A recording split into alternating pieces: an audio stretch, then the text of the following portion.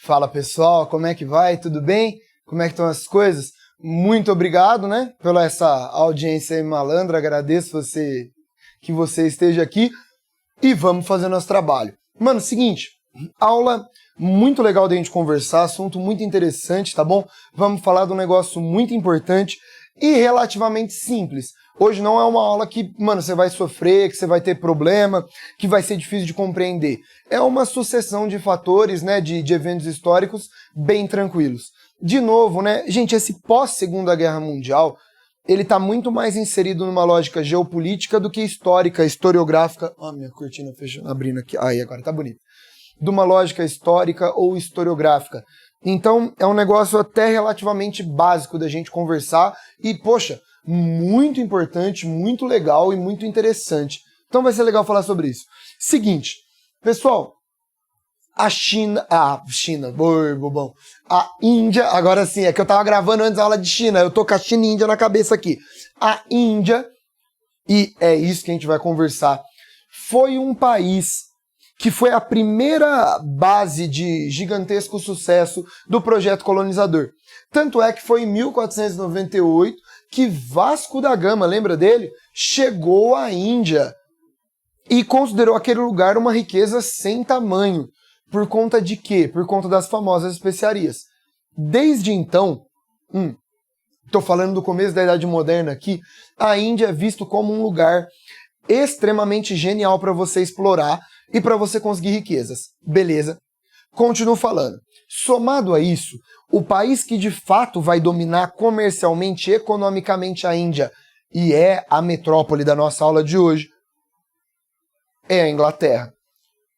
Certo? É a Companhia Britânica das Índias Orientais. Agora olha pra mim, agora é importante, vem cá, que eu preciso de você. Gente, tá abrindo aqui, né? Ah, mas tá tudo bem, né? Tá bonito, né? É, então tá bom. Olha aqui, agora eu preciso muito de você. Eu vou explicar um negócio, e se você entender, vai fazer todo sentido e nossa senhora, o trabalho tá mais do que feito. Beleza? Ó, arrumando meu microfone aqui, que toda hora ele cai. Ó. A Índia, originalmente, não era uma região colonizada. Era uma região de entreposto comercial, de sistema de feitoria, lembra disso? Coisa parecida com o que fizeram na costa da África também. E no Brasil, no período pré-colonial, no pau-brasil, era um sistema de feitoria. Então, a Inglaterra, durante o século XVII e XVIII, abria lugares de entrepostos comerciais, interpostos e entrepostos, em que eu pego as mercadorias e vou embora. Não era uma ocupação direta, mas era uma ocupação econômica, que acaba definindo muita coisa, né? Pô, a gente tinha exército inglês lá, tinha muita gente inglesa lá, tinha lei inglesa, tinha produto inglês. Então, o esquema de domínio de uma companhia de comércio, ela é um sistema indireto, mas é um domínio. Até uma revolta indiana. Pergunta, vamos ver se tá bom. Revolta indiana, que foi a maior revolta colonial do povo indiano contra o domínio inglês em 1857. Foi a revolta dos cipaios, lembra disso? A revolta dos cipaios é uma revolta que ocorreu durante o imperialismo. Lembra do neocolonialismo no século XIX? A partir da revolta dos cipaios, a rainha inglesa, a rainha Vitória, assumiu o controle da Índia de forma direta. Sacou o que eu falei? Então, antes da revolta, eram entrepostos comerciais, sistema de feitorias, domínio indireto, mas era domínio. Mas aí quando a população indiana se revoltou, aí os caras, mano, nossa, pistolaram, e aí falaram assim, não, agora não vai ser mais companhia de comércio não, agora é a Inglaterra que vai dominar.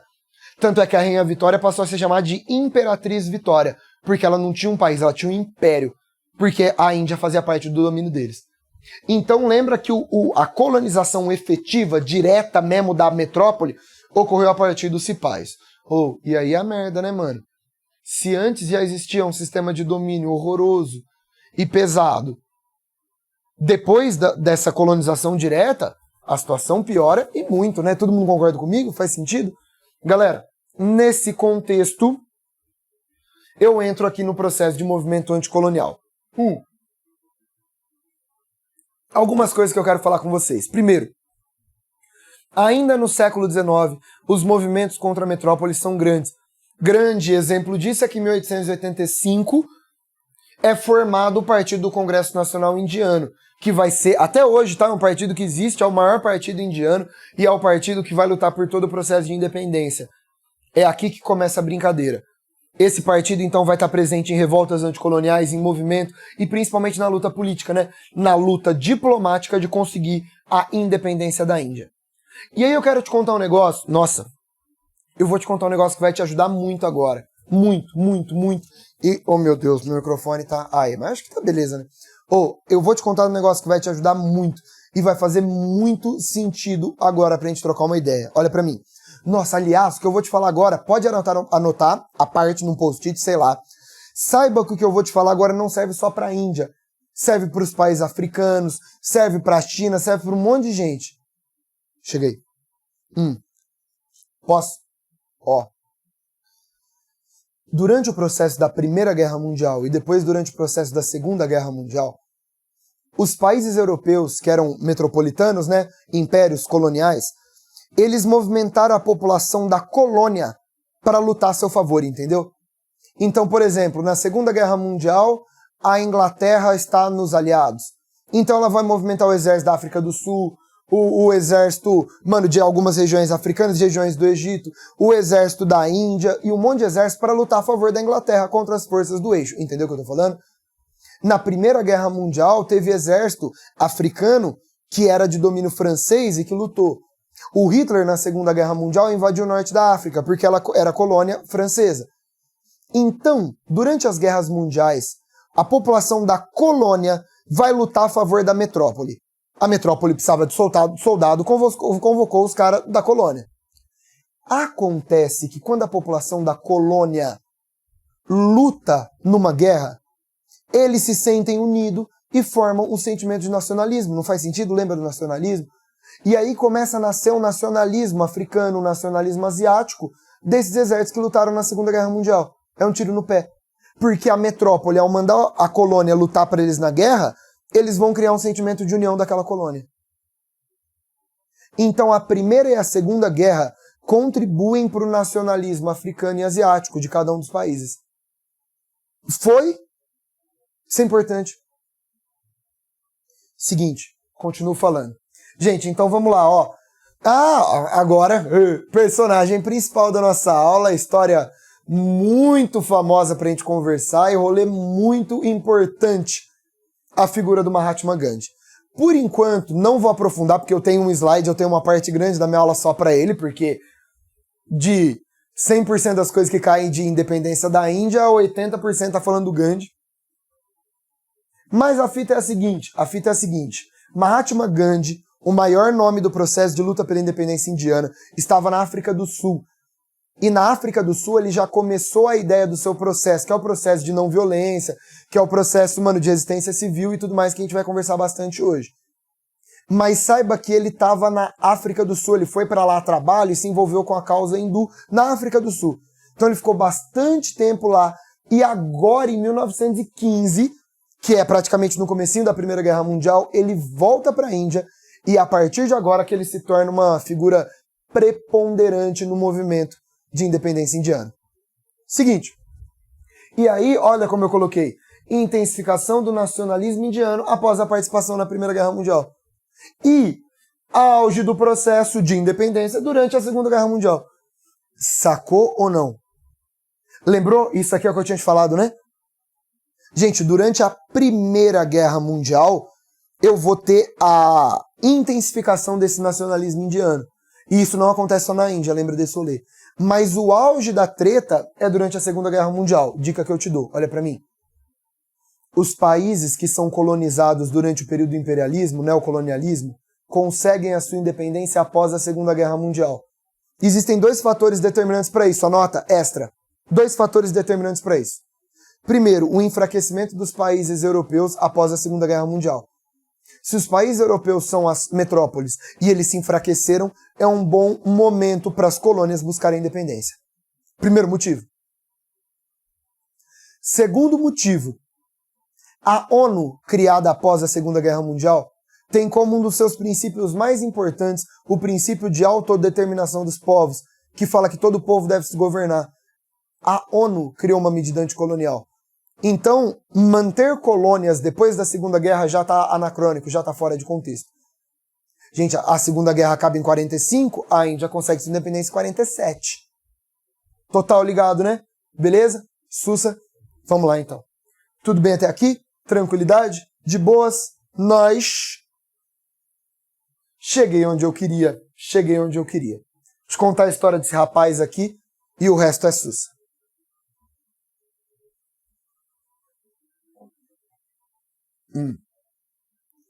Mahatma Gandhi é filho de um ministro, portanto, era de um ministro local, beleza? De uma cidade, mas de uma pessoa rica, de uma família importante. Jovem, ele sai da Índia para fazer direito em Londres, ele é formado em direito em Londres, ele é um intelectual, sem sombra de dúvidas, um gigantesco intelectual. Ele retorna à Índia e, buscando trabalho, ele vai à África do Sul. Então, no comecinho do século e até 1915, como eu havia te falado, ele fica na África do Sul. Na África do Sul, ele começa a ter contato com esses primeiros ideais. Ele falava muito, né, que direito não serve para defender qualquer pessoa, que não serve para tentar inocentar uma pessoa culpada, e direito não é isso. Direito é fazer com que as partes criem conciliação. E a grande ideia dele é de conciliação. Na África do Sul, ele teve alguns embates contra a Inglaterra. E ele descobriu que seria completamente impossível destruir militarmente a Inglaterra. Como que a Índia, como que a África do Sul vai bater de frente com o poderio britânico? E aí ele começou a estudar algumas bases, da qual ele vai ser o maior nome do mundo, do que a gente chama de desobediência civil. Que é a ideia de combater o inimigo, de ganhar uma guerra completamente sem violência. E isso é um negócio impressionante e muito importante, muito legal. E o grande nome, o grande cara desse processo é o Gandhi. Beleza? As bases dele de luta são 3, que eu quero te contar, nesse processo de luta pela independência da Índia e no processo que ele faz. Quais são as bases da independência, dos motivos que ele toma? Primeiro, o que a gente chama de satyagraha, que nada mais é do que a questão da desobediência civil e da resistência não violenta. A ideia de combater o meu inimigo e buscar o meu objetivo, no caso desse objetivo era a independência da Índia, né? Era para isso que ele, pisei no negócio.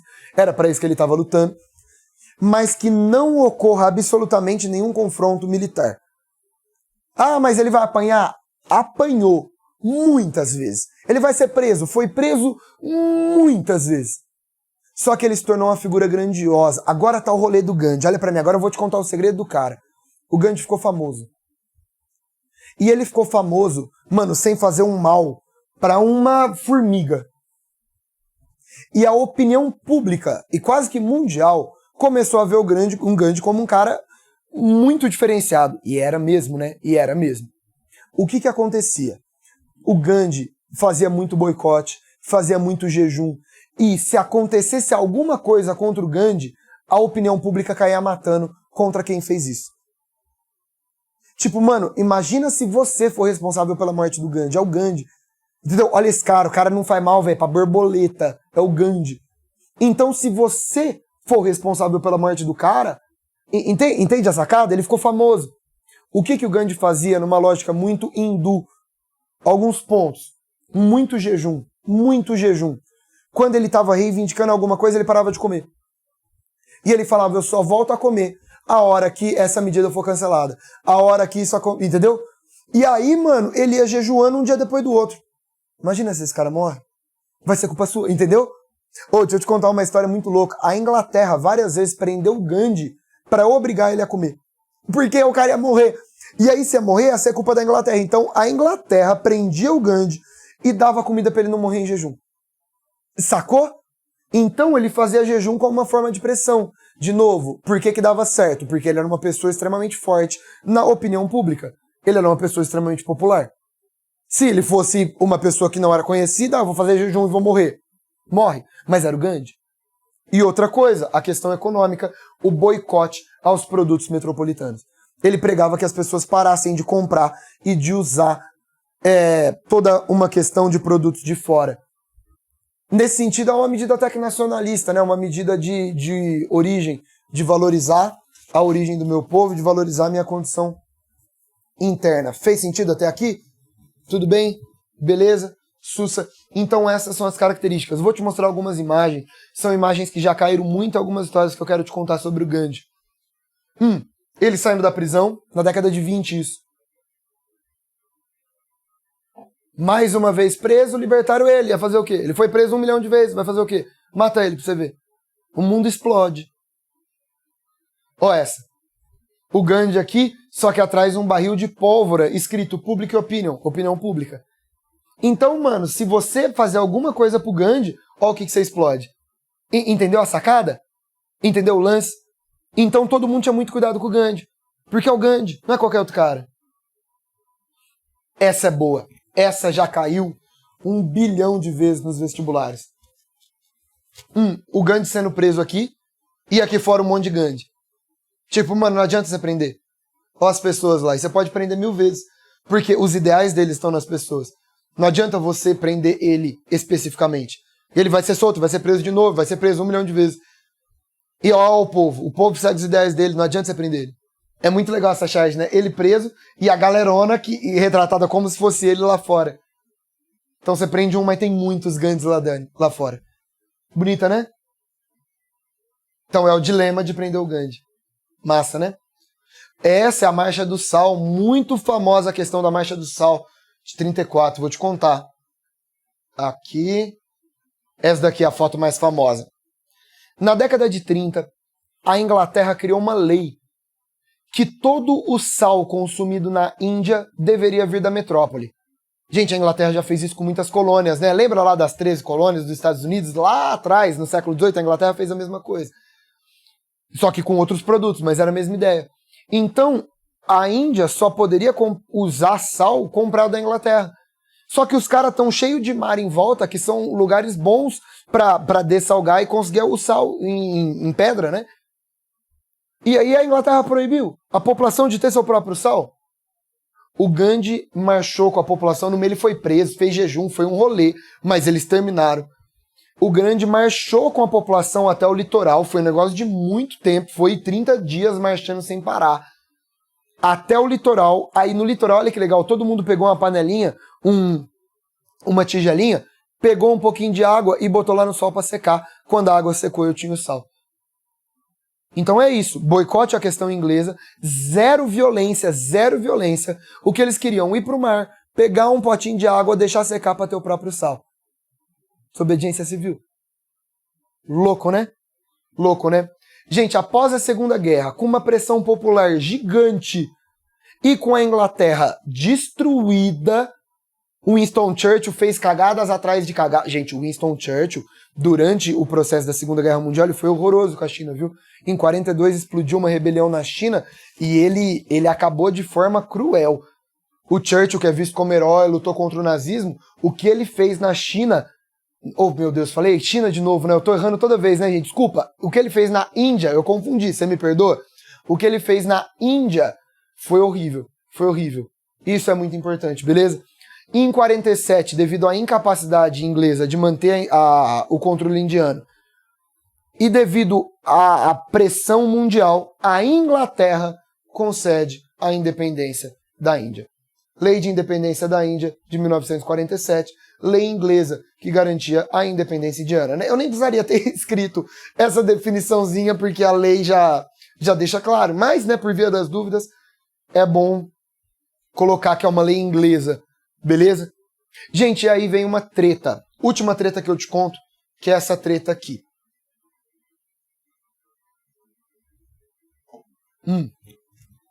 Beleza. O primeiro presidente indiano, uma das maiores figuras de luta da história desse país, uma figura que, inclusive, vai flertar muito com o socialismo, Jawaharlal Nehru. O Nehru é o grande nome junto do Gandhi, viu? E ele assume como primeiro presidente. Onde mora a merda? Aqui.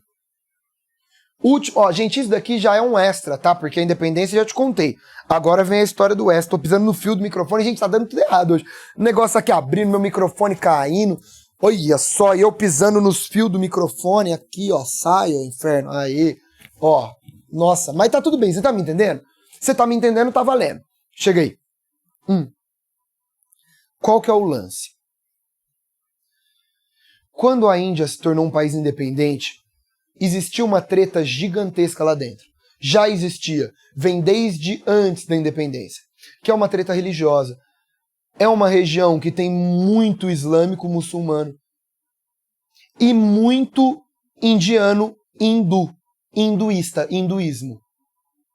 O que aconteceu? Por conta dessas tretas religiosas, a Índia mesmo entrou nesse processo e achou melhor que ela se dividisse em duas partes.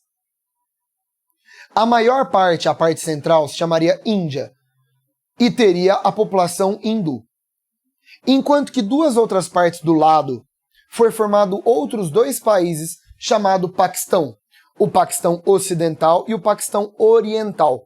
O Paquistão Oriental hoje mudou de nome, chama Bangladesh. Então Bangladesh é o antigo Paquistão Oriental. Mas na época era Paquistão Oriental e Paquistão Ocidental, lembrando que hoje o Paquistão Oriental, Bangladesh. E neste caso, nessa fita, o Paquistão era de maioria muçulmana. Então eu tenho dois lados, vou te mostrar um mapa, calma aí. Dois mapas, dois lados, que tem o Paquistão e no centro a Índia hindu, Paquistão islâmico. Galera, ocorreu o maior processo de imigração da história da humanidade. A galera fala, não existe um número certo, mas falam de 12, 13 milhões de pessoas migrando ao mesmo tempo no mesmo ano. A galera hindu que estava nas partes do Paquistão foi para a Índia. A galera muçulmana que estava na parte da Índia foi para o Paquistão. Foi um rolê gigante. E nesse rolê gigante os embates aconteceram. Galera, nessas migrações Índia-Paquistão, olha como eu coloquei. Conflitos e genocídios religiosos após as independências. Galera, olha que loucura. A população não aceitava. A humanidade é uma merda, né? Porque não adianta, né? É tudo ruim, é tudo difícil. Tudo complicado. A Índia consegue a sua independência e o pós-independência não vai ser feliz. O que a Inglaterra fez é um crime de guerra, um crime contra a humanidade. O que a Inglaterra fez na Índia não tem precedentes. Galera, o que vai acontecer? Nessa linha, quem apareceu aí para tentar proteger e tentar pregar paz? O Gandhi. O Gandhi, nessa linha, ele começou a fazer jejum, falando para os hindus não atacarem os islâmicos. O Gandhi representava muito bem o povo hindu. E ele falava, mano, o que vocês estão fazendo? A gente demorou para conseguir um negócio, vai acontecer isso agora? O Gandhi pregava liberdade religiosa, paz. Ele pregava um processo de pacificação contra os islâmicos, a favor dos islâmicos, né, melhor dizendo.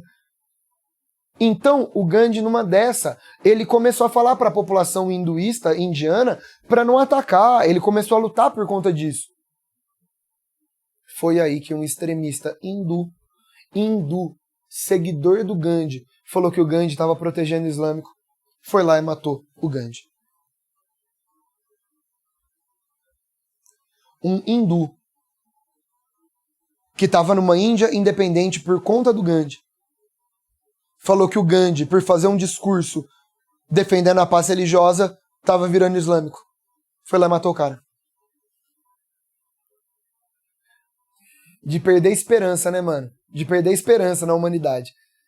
Manja, quando você defende um mínimo de igualdade social, um mínimo de direito, e a população fala que você é radical, que você é doido, onde já se viu você proteger direitos dos outros? Nossa, isso daqui me faz... Eu não gosto dessa aula, me faz perder a esperança. Mahatma Gandhi, uma das pessoas mais incríveis, uma das figuras políticas mais importantes da história da humanidade, que vai inspirar dezenas de movimentos pacíficos de resistência civil, cara, que vai de Martin Luther King, que vai de Nelson Mandela, e que vai mudar a história da humanidade, uma das pessoas mais importantes, foi assassinado por um próprio indiano, que falava que por ele ter um discurso protegendo o povo islâmico, ele era pró-islamismo. Duro, né? Duro. Galera, essa é a situação, tá? Índia, aqui, esse é um mapa atual, que eu vou te mostrar da questão, mas aqui tá Bangladesh, né? Que é o Paquistão Oriental. Galera, e lembrando que teve uma parte que não ficou decidido de quem que era e que até hoje gera um dos problemas territoriais mais sérios da história, que é a região da Caxemira. Então, o Paquistão reivindica a Caxemira, a Índia reivindica a Caxemira e a China está reivindicando a Caxemira. Sendo que o povo da Caxemira quer só independência e liberdade. Isso já é um conflito geopolítico, tá bom? Isso já sai da minha alçada. Eu tô falando de história. Mas as provas de geopolítica cobram muito a questão da Caxemira, eu acho legal você dar uma olhada. Beleza? Porque meio que essa treta ainda, até hoje, não está resolvida. Então é um negócio legal de você lembrar. Feito. Muito obrigado. Espero que eu tenha te ensinado, que a gente tenha trocado uma boa ideia e que tenha sido proveitoso. Um beijo, muito obrigado.